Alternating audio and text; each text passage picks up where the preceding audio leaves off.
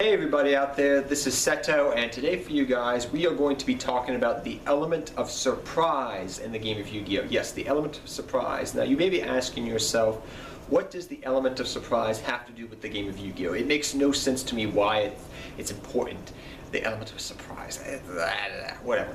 But if any of you guys remember, a couple of months ago I talked about the Art of War and Sun Tzu. If any of you guys do not know what the Art of War is or who Sun Tzu is, let me just give you a quick recap for all of you guys out there that are new to the channel. So Sun Tzu, the Art of War was a manual written by a general named Sun Tzu over a couple hundred years ago. He wrote this manual on how to conduct warfare. And it's not just used for how to conduct warfare in today's society and in today's life, but it also can be used at different tangents of day-to-day life, from running a company to running a business to dealing with being a good teacher. Whole bunch of things that can be applied to, as well as Yu-Gi-Oh! I have found out throughout the course of playing Yu-Gi-Oh! So Sun Tzu also talks about the element of surprise, but what I'm talking about more is how you can use the element of surprise to your advantage in the game of Yu-Gi-Oh! So another way I could say this is using the element of surprise to your advantage is playing rogue-esque decks. Things like Gravekeepers, Six Samurais, my Skill Drain deck, for example, that I profiled before. These type of decks are very good against main meta decks if you properly build them and properly pilot them. Like many of you guys have said before, and I agree with you on that, if you properly piloted a deck, you can win a major tournament. You can top at a major tournament. You may not necessarily win the tournament, but you have a good chance to top. But it also plays in the fact that you have to have an element of luck on your side. You have to get good card. You have to draw very good. You have to face against decks that your deck has a good matchup against. And one of the decks I always like referring to that a guy about a year ago, this time last year, topped at a major YCS with. He topped with X-Sabers. And everybody remembers, oh, I remember that guy that topped with X-Sabers at a YCS, you know, after X-Sabers were dead for years. But everybody doesn't remember the name of that Burning Abyss guy, or that Shadal guy, or that guy that plays that deck that, you know, everybody else plays. People remember you, and they're going to remember your name more if you did something unique and interesting, which is really interesting in the game of Yu-Gi-Oh! In my opinion. But how can you use a rogue deck to your advantage and use it as an element of surprise? So if you're playing a rogue deck, your opponent may not have the side deck cards or the main deck cards to combat that deck that you're currently playing. It can be you can use that to your advantage and use your advantage against your opponent, because you may be able to make a certain card, like we'll just use for example again, Beast Barkion or Necro Valley in Gravekeepers, to shut down your opponent's spells or shut down your opponent's graveyard.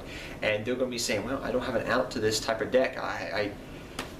It's going to be an uphill battle for me. I mean, it's going to be a slower paced duel because they may not have the cards in the side deck or the main deck, and they just weren't expecting somebody to play that deck. It happens time and time again when you go to a major tournament.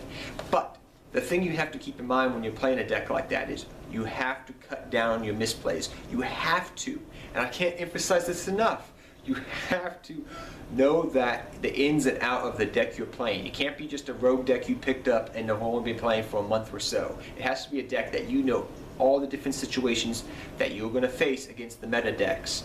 And if you do that, you have a better chance of winning. I would say your chances of topping increase exponentially for the most part. But like I said, it does play a part of an element of luck does play into that. You have to look out for the element of luck because it is a thing in the game of Yu-Gi-Oh! But if you have a rogue deck, that you're able to also put more anti-meta hate into that deck. Things like if you know, Six Samurais, they don't really involve the graveyard that much, so you could play things like Macro or D-Fissure, which can hurt Burning Abyss and whatever else is out there in today's game. You can play more anti-meta hate in that deck, where it's a rogue deck that already has anti-meta hate built into it because it's an archetype, to face you against your opponent. So that's how you can use the element of surprise into your opponent, you know, defeating your opponent in a duel. By playing rogue decks, and by playing good side deck cards in your main deck that your opponent may not be expecting. They may not have an out for it right away. They may have to go to their side deck, and you can win game one, and then you can side out against what they're siding in, if you know kind of how they play or how that deck functions. Another thing you can do is play very unlikely choices in your side deck that people wouldn't expect normally. It happens time and time again. You know, that's how good tech cards become meta tech cards, I guess you could say. People said, ooh, I could try this out against this deck because it's a pretty good side deck card against that. And eventually everybody is side decking that card and it becomes a very expensive card. So at first, if you know a card like that or a little card that you like to side deck against certain decks, keep that card in your side deck. And those are some things that I have found throughout playing the game of Yu-Gi-Oh! That how you can use the element of surprise. Yes, surprise. Yes, I'm crazy right now, but I'm happy. In a good mood, very good mood. But that's some of the ways how you can use the element of surprise to defeat an opponent when you're dueling them. You can use rogue decks. You can use anti-meta hate. You can try out new tech cards that they're not going to be expecting, and are not going to, they'll go for a play, and then you flip it over, and they're like, I wasn't expecting that. Some good examples I'll mention before I end this video are Last Day of the Witch, Insector Repellent for Insectors. I remember people were using that back in the day, or Last Day of the Witch against Spellcasters decks like Spellbooks. People are not expecting these cards to destroy all Spellcasters and all insects on the field, or all Warrior-esque monsters on the field. People are not expecting that, so you can play those cards because they're at 3. So old cards, you sometimes have to look back to and read over their text and say, I could use this against this new modern age deck to defeat it. I like this, and your opponent may not be expecting it, thus you can achieve victory. So that is my thoughts on the element of surprise and how you can use it in the game of Yu-Gi-Oh! I probably missed one or two things that just blatantly I didn't think of on the top of the head before doing this video. So if I did forget anything, or you can think of anything else on the ways that you can use the element of surprise in the game of Yu-Gi-Oh!, go right ahead and do it. You may find I hope this video was very helpful to you guys. I apologize, I'm very tired at the moment. I just got done with a long day at work, but I hope this video taught you something. I hope to hear what your thoughts are down below. And if you have anything else you want to add to this video or this conversation to players, to let them know on ways how you have used the element of surprise to defeat opponents in Yu-Gi-Oh!, feel free to do that down below as well.